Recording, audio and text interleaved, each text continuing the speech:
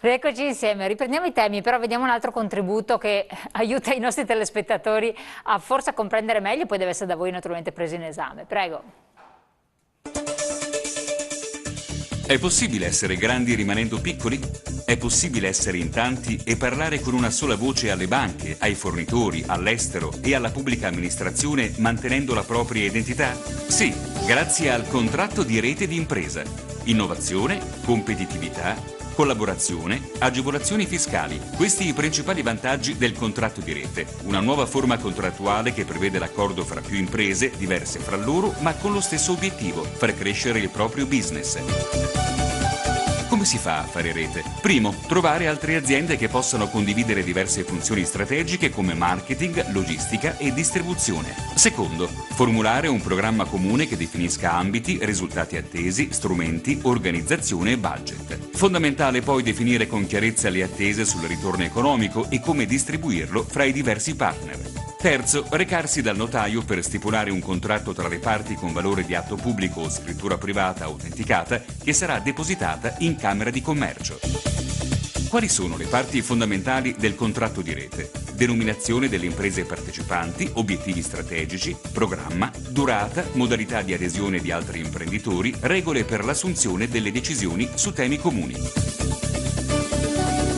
Se nel contratto di rete viene definito anche un fondo patrimoniale comune, gli utili di esercizio godono di un regime di sospensione di imposta, a patto che questi vengano destinati alla realizzazione di investimenti previsti dal programma comune.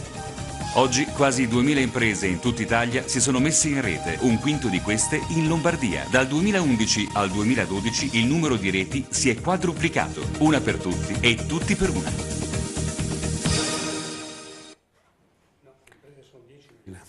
No, questa era la Lombardia, questa era la Lombardia. Lombardia. Comunque queste sono le informazioni che sono attingibili dal web in giro, non c'è molto. Che sono superate. Esatto, non c'è molto, e per quello non c'è molto in giro, per quello a voi adesso riprendere in mano la situazione alla luce di quello che è emerso. Dunque, intanto tutti quelli che hanno parlato hanno detto cose interessanti, perché qui parliamo in realtà di elezioni amministrative, cioè di persone che andranno ad amministrare la cosa pubblica. Quindi parliamo di queste cose, che poi sono le cose che ci interessano.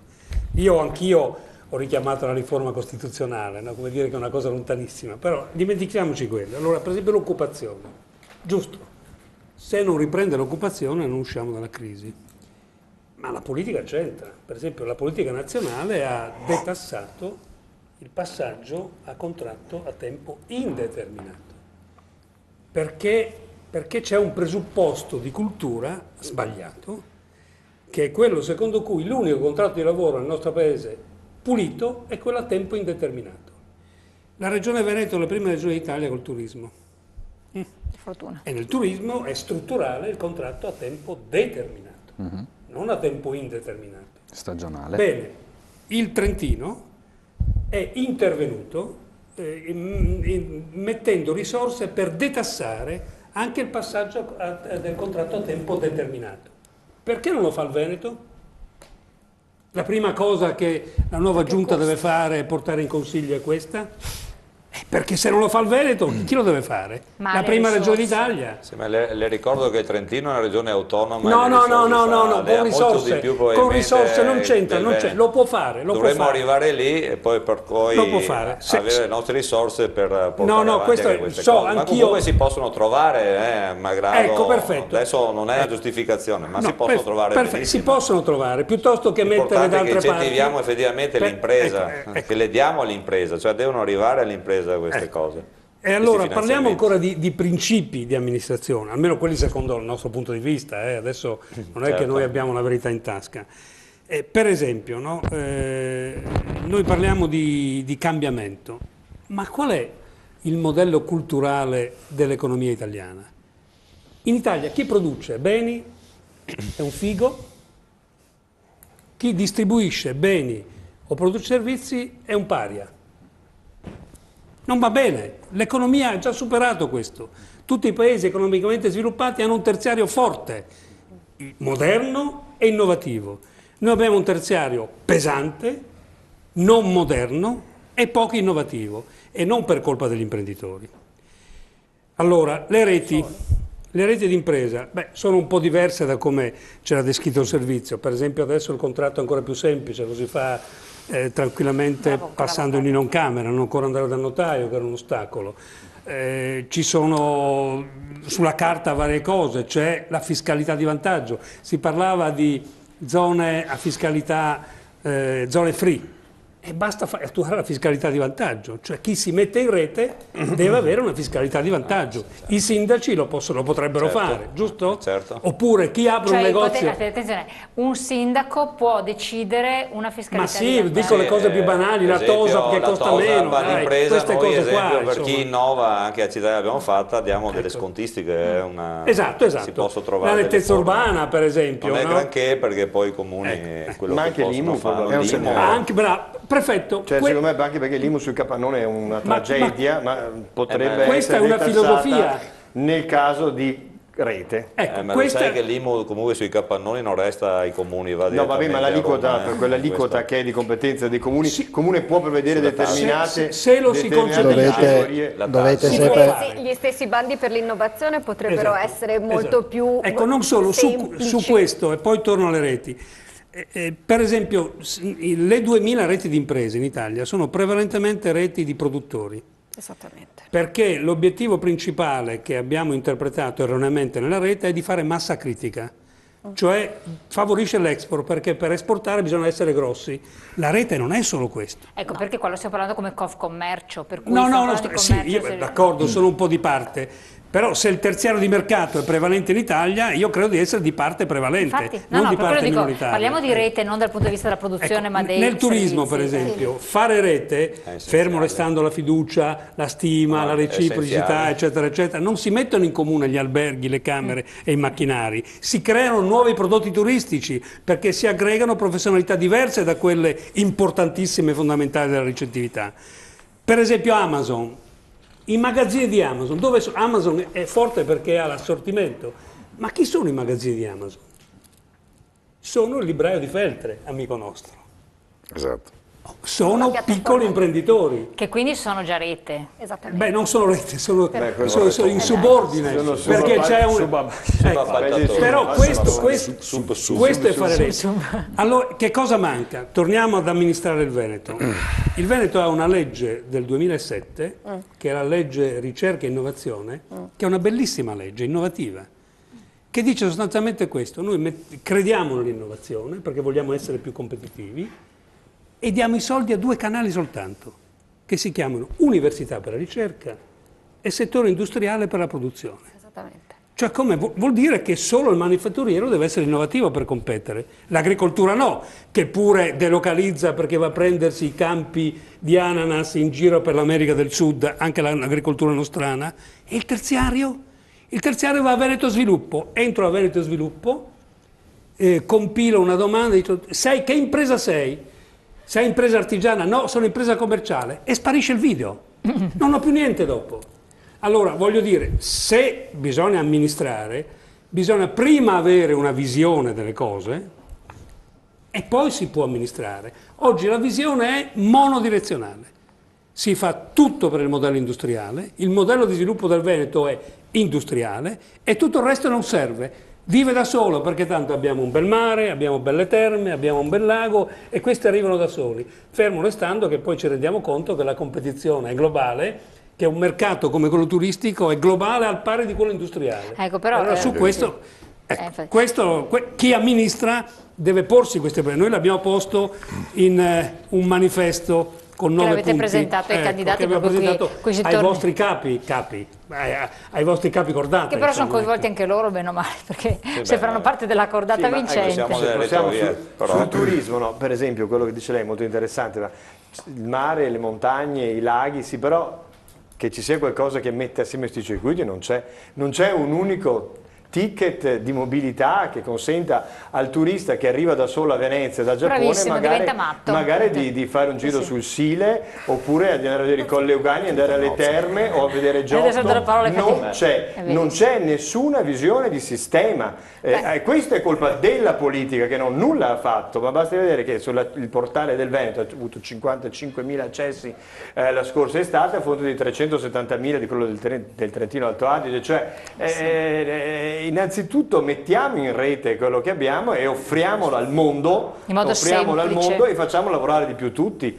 Certo che nella misura in cui io creo un portale oppure dei pacchetti turistici che dai 30-40 milioni che vanno a Venezia me ne portano una parte su Padova, su Vicenza o su Treviso, magari chiedo che chi beneficia di questo sistema si metta assieme, perché sono più interessato che funzioni meglio la ristorazione, il trasporto, i servizi eccetera. Però qui manca proprio quel volano che dovrebbe essere la politica regionale. Micheli. Ha messo il dito in una piaga, se mi consente, purulenta. Quindi la sentite anche voi come piaga purulenta? Beh, ma io sono, credo, mal contati 10 anni che siedo alla presidenza di Federalberghi e di Confturismo Veneto. Come Confturismo Veneto ad ogni mandato presentiamo le nostre proposte, le nostre cose. Se ce n'è una che fotocopiamo regolarmente di quinquennio in quinquennio è proprio questa. Il mondo è globalizzato, il mondo è cambiato, il mondo non tornerà mai più indietro, questo è un messaggio che mando anche a casa, perché ogni tanto mi capita di trovare qualche imprenditore che dice sì, lascia che parli lui, che cosa. Torniamo, prima o poi si torna ai vecchi tempi, ecco, scordiamocelo, nulla tornerà mai più come prima. La rivoluzione che abbiamo subito con la globalizzazione e con l'imposizione dell'elettronica spinta è un qualcosa al cui confronto, la tecnologia, al cui confronto l'introduzione della macchina a vapore a fine del Settecento è stata una passeggiata di salute. Nulla tornerà mai più come prima. Il mondo è globale, io non posso pensare che ci sia qualcuno nel Veneto che pensa ancora che Jesolo, Verona, Vicenza da sole possono andare alla fiera di San Pietroburgo e dire welcome. Ma lo fanno! Ahimè. Allora qui c'è un doppio gradino, uno è nazionale, Made in Italy è un marchio che abbiamo gratis, tutti noi abbiamo gratis un marchio che si chiama Made in Italy. Ci vuole il Made in Veneto. Uno dei tre, così non se lo fila nessuno. Esattamente. Abbiamo un marchio Made in Italy che è conosciuto in tutto il mondo. Lei ovunque vada al mondo, dal Botswana al Giappone, Made in Italy è una cosa. Quindi un Enit forte, un Enit magari fuso con l'ICI per fare la promozione del sistema paese. Una volta che il cliente è acquisito e sensibilizzato sul sistema paese, poi andremo a litigare con i nostri amici pugliesi, con i nostri amici sardi, con i nostri amici campani, perché ognuno vorrà portarseli a casa. A cascata nel Veneto riusciamo a portarli nel Veneto, poi andremo, io uso il termine litigare simpaticamente, voglio dire, a portarli in montagna, al mare, nelle città d'arte, eccetera, eccetera. Quello che manca completamente nel nostro Veneto, però è una malattia endemica nazionale, è quel sistema che hanno realizzato invece gli spagnoli, per cui lei è a Jaén, mi lasci dire, va all'ente di promozione turistica, ormai io uso questa immagine, ma attenzione, è l'ente che noi non abbiamo più. L'ente di promozione turistica ormai è questo, signori. In città del Veneto c'è tranne Venezia. Certo, sì, anche lì io non piango. Mi spiace molto per chi ha perso il posto di lavoro, ma che poi non lo perderà. Ma questo è il futuro delle ente. Certo. Con questo giocattolo qua si possono parlare le 54 lingue diverse dei miei. Io ho un albergo al mare, fino a 5 anni fa avevo 5 passaporti, italiani, tedeschi, austriaci, svizzeri, 2 olandesi e 4 danesi. L'anno scorso ho battuto 54 passaporti diversi, uzbeki e kazaki compresi. Bello. Dobbiamo capire questo. La bravissima signorina, io sono stato anche consigliere della mia PT, le bravissime signorine che avevamo alla PT, quando sono brave, 3 lingue parlano, Con questo giocattolo qua si raggiunge eccetera. Quindi un qualcosa di unitario, perché non va bene che Jesolo venda Jesolo, Verona venda Verona. Io devo essere in grado, in giro per il mondo, grazie a questo affare, o nella località X del Veneto, di potermi prenotare il biglietto all'Arena, la camera d'albergo a Vicenza. Perché in Spagna succede? In Spagna succede, è verissimo. In Slovenia sta iniziando a succedere in qualunque paese normodotato di intelligenza. No, ma è verissimo, io ho assistito a scene all'azienda di Venezia che vende i biglietti per l'autobus, per il vaporetto, di turiste che in inglese chiedevano per poter andare a Treviso, e l'hanno guardata con due occhi sbarricati dicendo non si può fare niente. Bravissimo, ma non le vendevano lì. Ma non glieli vendevano lì. Ma noi proponiamo per esempio il biglietto unico per il Veneto, esattamente come la carta per Venezia, il turismo del Veneto. Come mai non l'abbia fatta la regione fino adesso non si sa. Perché la politica è bravissima a dire a noi che dobbiamo fare le reti di imprese, ma la politica non è in grado di fare rete neanche con i suoi uffici periferici. Lunedì scorso ero alla Farnesina ospite del ministro Gentiloni e del vice ministro Calenda, con presente tutti i vertici degli istituti a lui afferenti, in modo particolare l'ICE, che è l'Istituto del Commercio Estero, e c'è stata una piccola polemica perché il vice ministro Calenda ha richiesto per l'ennesima volta che l'ICE, con tutto il sistema delle ambasciate a livello mondiale, gestisse una parte dei 270 milioni di euro a lui competenti per la riforma di questo ente, per la formazione specifica di export manager dedicati al contratto di rete, cioè alla rete. Perché? Perché ritiene, queste sono, cito parole del vice ministro, che il contratto di rete può essere una forma di vantaggio e quindi di aggregazione e di successo dell'intero paese. Queste sono testimonianze.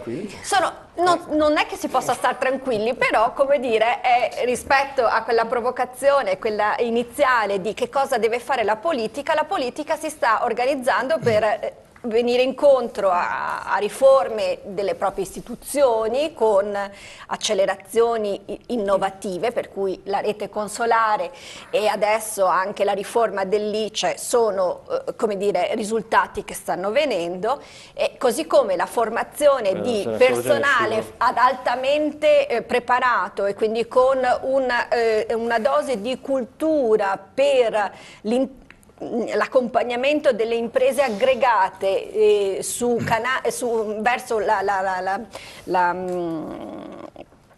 l'internazionalizzazione, le sta attuando. Allora, ed è un elemento di vantaggio indiscutibile. Sì, bellissimo. Guardi, io adoro questa plastica rappresentazione. Adoro questa plastica rappresentazione e questo entusiasmo che le si sente, si agita dentro. Io sono un po' più vecchietto e quindi sono un po' più... Sono 10 anni siamo in un paradigma. Siamo in un paradigma 10 anni che Federalberghi Veneto e poi successivamente Federalberghi Nazionale e Confturismo Nazionale, facendo fare un passo indietro a tutto il proprio sistema, propone a ogni ministro che si succede di fondere l'ENIT con l'ICE. Bisogna spiegare a casa perché, ahimè, sono sigle... Allora, se facciamo una cosa del genere, io perché ho la pubblicità che mi incombe, preferisco che lo faccia con calma. Certo. Spieghiamo cos'è l'ENI e l'ICET, perché dopo io so già i nostri telespettatori cosa pensano. Sono malattie contagiose. Non sono malattie contagiose. Sono malattie degenerative dello Stato. Sono dei luoghi dove creare dei posti di lavoro, dei dirigenti, perché già questo è il pensiero. E attenzione, faccio l'osservazione alla nostra candidata che in modo particolare in Veneto c'è uno scetticismo generale nei confronti di quello che è il ministro della situazione, perché ne passiamo uno dopo l'altro, ormai di ministro non conta più nulla, perché anche quando ti viene un ministro non lo guardi neanche. Noi guardiamo casa nostra che è meglio. Esatto, purtroppo la mia presidente, la mia candidata presidente no, ma dopo torniamo, ferma lì. Pubblicità per le caramicchieri, nel senso che citare il vice ministro e il ministro ormai conta pochino, però detto questo, pubblicità, pochi secondi, poi torniamo insieme.